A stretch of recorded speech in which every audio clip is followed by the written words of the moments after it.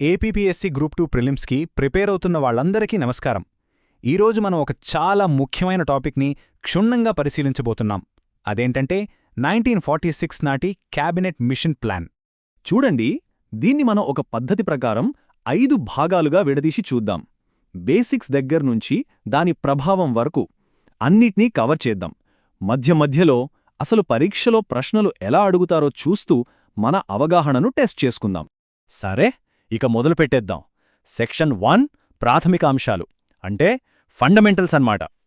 ఏ topic అయినా ఎవరు, ఎప్పుడు, ఎందుకు అనే 3 ప్రశ్నలకు సమాధానం తెలిస్తే మనకు టాపిక్ మీద ఒక గట్టిపట్టు వస్తుంది. సో ఫస్ట్ ఈ ఫౌండేషన్ని స్ట్రాంగ్ చేసుకుందాం. ఇప్పుడు స్క్రీన్ మీద కనిపిస్తున్న ఈ ప్రశ్న చూడండి. 1946 క్యాబినెట్ మిషన్కు ఎవరు అధ్యక్షత వహించారు? ఆప్షన్స్లో Lord Attlee, Stafford Cripps, Clement Attlee, Sir Pethick Lawrence ఉన్నారు. ఇందులో correct answer option D, Sir Pethick Lawrence. ఎందుకంటే ఆ సమయంలో ఆయన secretary of state for India అంటే భారతదేశ వ్యవహారాల కార్యదర్శి. ఆయనే ఈ మిషన్కి చైర్మన్. సో ఈ పేరు, ఆయన పదవి రెండూ చాలా ఇంపార్టెంట్. ఇక ఈ రెండో ప్రశ్న చూడండి, ఇది కొంచెం ట్రిక్కీగా ఉంటుంది. క్యాబినెట్ మిషన్ భారతదేశానికి ఎప్పుడు వచ్చింది అని అడిగారు. కింద ఆప్షన్స్ ఏమో ఫిబ్రవరి 1942, మార్చ్ 1942 ఇలా అన్ని 1942 సంవత్సరానికి సంబంధించినవి ఇచ్చారు. కానీ అసలు క్యాబినెట్ మిషన్ వచ్చిందెప్పుడు? 1946లో. అంటే ఇచ్చిన ఆప్షన్స్లలో ఏది సరైనది కాదు. కాబట్టి మన ఆన్సర్ ఆప్షన్ ఈ. ఇవేవి కావు. చూసారా, ఎగ్జామ్లో ఇలాంటి కన్ఫ్యూజింగ్ క్వశ్చన్స్ ఇస్తారు. మనం డేట్స్ విషయంలో చాలా జాగ్రత్తగా ఉండాలి. సరే, ఈ మిషన్ని అసలు ఇండియాకి ఎందుకు పంపారు? ఇక్కడ 2 స్టేట్మెంట్స్ ఇచ్చారు. ఒకటి, జాతీయ ప్రభుత్వాన్ని ఏర్పాటు చేయడానికి. 2, అధికార బదిలీ కోసం రాజ్యాంగపరమైన ఏర్పాట్లను రూపొందించడానికి. ఇందులో ఏది కరెక్ట్? 2 కరెక్ట్ అనిపిస్తుంది కదా. కాని ప్రధాన ఉద్దేశ్యం అంటే ప్రైమరీ ఆబ్జెక్టివ్ ఏంటంటే అధికార మార్పిడిని స్మూత్గా చేయడం కోసం ఒక రాజ్యాంగ వ్యవస్థను తయారు చేయడం. నేషనల్ గవర్నమెంట్ ఏర్పాటు దానిలో ఒక భాగమే. అందుకే 2 మాత్రమే అనేది ఇక్కడ సరైన సమాధానం. అలాగే బేసిక్స్ చూసేశాం కదా. ఇప్పుడు కొంచెం డీప్గా వెళ్దాం. ఈ మిషన్లోని సభ్యులు ఎవరు? ఇది ఎగ్జామినర్స్కి చాలా ఇష్టమైన ఏరియా. ఈ 3 కీలకమైన వ్యక్తుల పేర్ల మీద తరచుగా ప్రశ్నలు వస్తుంటాయి. ఈ టేబుల్ని చాలా జాగ్రత్తగా గమనించండి. ఇందులో 3 సభ్యులున్నారు. ఒకరు సర్ పెథిక్ లారెన్స్, ఈయనే chairman, secretary of state for India. రెండోవారు Sir Stafford Cripps, board of trade president. మూడోవారు A V Alexander, first lord of the admiralty. ఈ 3 పేర్లను గుర్తుపెట్టుకుంటే చాలు. ఎందుకంటే ఎగ్జామ్లో కింది వారిలో క్యాబినెట్ మిషన్లో సభ్యుడు కానిది ఎవరు అని అడుగుతారు. లార్డ్ వావెల్ లాంటి పేర్లు ఆప్షన్స్లో ఇస్తారు. కాబట్టి ఈ 3ని గుర్తుపెట్టుకుంటే కాని వాళ్ళని ఈజీగా ఎలిమినేట్ చేయొచ్చు. ఓకే, మిషన్ ఎందుకొచ్చింది, ఎవరొచ్చారు అనే విషయాలు చూశాం. ఇప్పుడు అన్నిటికన్నా ముఖ్యమైనది, అసలు వీళ్ళు ఏం ప్రతిపాదించారు? భారతదేశ భవిష్యత్తు కోసం వీళ్ళు తీసుకొచ్చిన బ్లూ ప్రింట్ ఏంటి? దాన్నిప్పుడు విశ్లేషిద్దాం. ఇక్కడ ఈ ప్రశ్న చూడండి.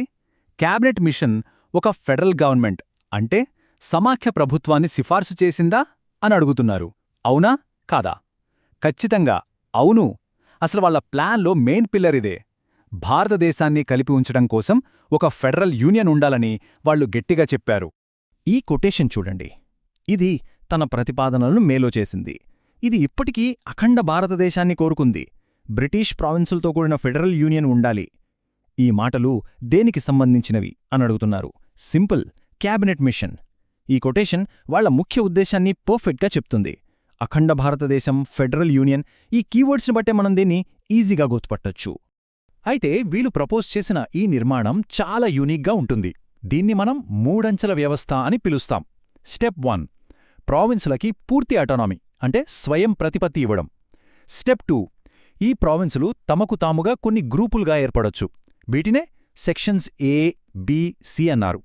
ఇక 3వ ఫైనల్ స్టెప్, సెంట్రల్ లెవెల్లో ఒక ఫెడరల్ యూనియన్. ఈ యూనియన్ చేతిలో కేవలం 3 ముఖ్యమైన శాఖలుంటాయి: రక్షణ, విదేశీ వ్యవహారాలు, కమ్యూనికేషన్స్. సో ఇదొక బ్యాలెన్సింగ్ యాక్ట్ అన్నమాట. ఇప్పుడు ఈ ప్రశ్న చాలా ఇంపార్టెంట్. క్యాబినెట్ మిషన్ ప్లాన్ గురించి కింది వాటిలో ఏది సరైనది కాదు అని అడిగారు. ఆప్షన్స్ చూస్తే ప్రావిన్షియల్ గ్రూపింగ్ ఉంది, వాళ్ళు ప్రతిపాదించారు. భారతీయులతో తాత్కాలిక క్యాబినెట్ ఉంది, అది ప్రతిపాదించారు. రాజ్యాంగ రచన హక్కు, అది ఇచ్చారు. మరి ఏది లేదు? పాకిస్తాన్ అంగీకారం. అవును, క్యాబినెట్ మిషన్ పాకిస్తాన్ ఏర్పాటు డిమాండ్ని క్లియర్గా రిజెక్ట్ చేసింది. వాళ్ళ లక్ష్యం అఖండ భారతదేశమే. ఇది గుర్తుపెట్టుకోవాల్సిన కీలకమైన పాయింట్.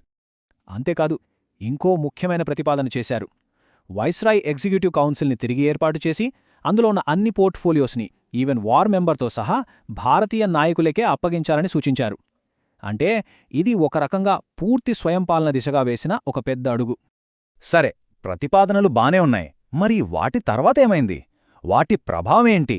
ఈ మిషన్ చేసిన ప్రతిపాదనల వల్ల వచ్చిన అతి పెద్ద, అతి ముఖ్యమైన ఫలితమేంటంటే మన భారత రాజ్యాంగాన్ని రచించడానికి రాజ్యాంగ పరిషత్ ఏర్పాటు కావడం.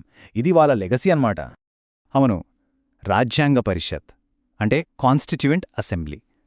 మన రాజ్యాంగాన్ని తయారు చేయడానికి క్యాబినెట్ మిషన్ ప్లాన్ కింద ఏర్పాటు చేసిన సభ ఇది.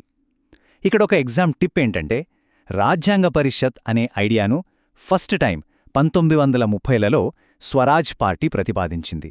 కానీ దాన్ని అధికారికంగా, ప్రాక్టికల్గా ఏర్పాటు చేసింది మాత్రం ఈ క్యాబినెట్ మిషన్ ప్లానే. మరి ఈ రాజ్యాంగ పరిషత్లో ప్రాతినిధ్యం ఎలా కేటాయించారు? జనాభా ప్రాతిపదికన. సింపుల్గా చెప్పాలంటే ప్రతి 10 లక్షల మందికి ఒక ప్రతినిధి, అంటే 1:1 మిలియన్ రేషియో. ఈ నంబర్ కూడా ఎగ్జామ్ పాయింట్ ఆఫ్ వ్యూలో చాలా ఇంపార్టెంట్. అలాగే ఈ రాజ్యాంగ పరిషత్ మొదటి సమావేశం ఎప్పుడు జరిగింది? ఇది కూడా చాలా స్ట్రేట్ ఫార్వర్డ్ కానీ ముఖ్యమైన ప్రశ్న.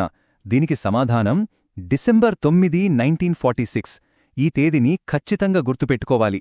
ఇదంతా క్యాబినెట్ మిషన్ ప్లాన్ వల్లే సాధ్యమైంది. ఇక్కడ చాలామంది కన్ఫ్యూజ్ అయ్యే ఒక పాయింట్ ఉంది. రాజ్యాంగ పరిషత్ అధ్యక్షుడు ఎవరు? డాక్టర్ రాజేంద్ర ప్రసాద్. మరి క్యాబినెట్ మిషన్ వచ్చినప్పుడు ఆ చర్చల సమయంలో ఇండియన్ నేషనల్ కాంగ్రెస్ అధ్యక్షుడు ఎవరు?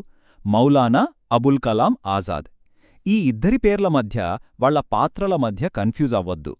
రాజేంద్ర ప్రసాద్ అసెంబ్లీకి ప్రెసిడెంట్, ఆజాద్ ఆ టైంలో కాంగ్రెస్ పార్టీకి ప్రెసిడెంట్. ఇంకో ఆసక్తికరమైన ప్రశ్న, ఏ కాంగ్రెస్ నాయకుడు క్యాబినెట్ మిషన్ ప్లాన్కి పూర్తిగా సపోర్ట్ చేశారు? ఇందులో సర్దార్ పటేల్ పేరు ప్రముఖంగా వినిపిస్తుంది. ఆ సమయంలో ఉన్న పరిస్థితులకు ఇదొక ప్రాక్టికల్ సొల్యూషన్ అని భావించి దీనికి ఆయన గట్టిగా మద్దతు పలికారు. ఇక అసర్షన్ రీజనింగ్ టైప్ క్వశ్చన్ చూద్దాం. అసర్షన్ ఏంటంటే, 1946లో ముస్లిం లీగ్ క్యాబినెట్ మిషన్ ప్లాన్కు తన అంగీకారాన్ని వెనక్కి తీసుకుంది. ఇది నిజమేనా? అవును, నిజమే. మొదట ఒప్పుకుని తర్వాత వద్దన్నారు. సో ఏ నిజం? ఇక రీజన్ ఏంటి? ముస్లిం లీగ్ 1946లో ఏర్పడిన తాత్కాలిక ప్రభుత్వంలో చేరింది. ఇక్కడిచ్చిన సమాధానం ప్రకారం ఈ స్టేట్మెంటు తప్పుగా పరిగణించబడింది. ఆ తర్వాత జరిగిన రాజకీయ పరిణామాలను దీనికి ముడిపెట్టలేం. కాబట్టి ఇక్కడ మనకొచ్చిన కీ ప్రకారం ఏ నిజం, కానీ ఆర్ తప్పు. ఓకే, ఇప్పటివరకు మనం చాలా విషయాలు డిస్కస్ చేశాం. ఇప్పుడు ఫైనల్గా ఈ టాపిక్ నుంచి ఎగ్జామ్కి గుర్తుంచుకోవాల్సిన మోస్ట్ ఇంపార్టెంట్ పాయింట్స్ ఏంటో ఒకసారి క్విక్గా రివైజ్ చేద్దాం. ఈ 5 పాయింట్లు మైండ్లో ప్రింట్ అయిపోవాలి. 1. Chairman Sir Pethick Lawrence. 2. లక్ష్యం సమాఖ్య నిర్మాణంతో అఖండ భారతదేశం. 3. కీలక ప్రతిపాదన మూడంచెల ప్రభుత్వ వ్యవస్థ. 4. పాకిస్తాన్ డిమాండ్ను తిరస్కరించింది. 5. ప్రధాన ఫలితం రాజ్యాంగ పరిషత్ ఏర్పాటు. ఈ 5 పాయింట్స్ తెలిస్తే ఈ టాపిక్ నుంచి వచ్చే చాలా ప్రశ్నలకు ఈజీగా ఆన్సర్ చేయొచ్చు. చివరిగా ఈ కొటేషన్ చూడండి. భారతదేశ విభజనను నివారించే చివరి అవకాశం దేనిని తిరస్కరించటంతో కోల్పోయింది? దీనికి సమాధానం క్యాబినెట్ మిషన్. అంటే దేశ విభజనను ఆపడానికి ఇదే లాస్ట్ ఛాన్స్ అని చాలామంది చరిత్రకారులు భావిస్తారు. ఆ అవకాశం కూడా చేజారిపోయింది. ఇది మనల్ని ఒక ఆలోచింపజేసే ప్రశ్న దగ్గర వదిలేస్తుంది. చివరికి ఫెయిలైన ఒక ప్లాన్ మన ఆధునిక భారత చరిత్రలో ఇంత ముఖ్యమైన చాప్టర్గా ఎందుకు నిలిచిపోయింది? ఈ ప్రశ్నకు సమాధానం వెతకడం ద్వారా ఈ టాపిక్ మీద మనకు మరింత లోతైన అవగాహన వస్తుంది.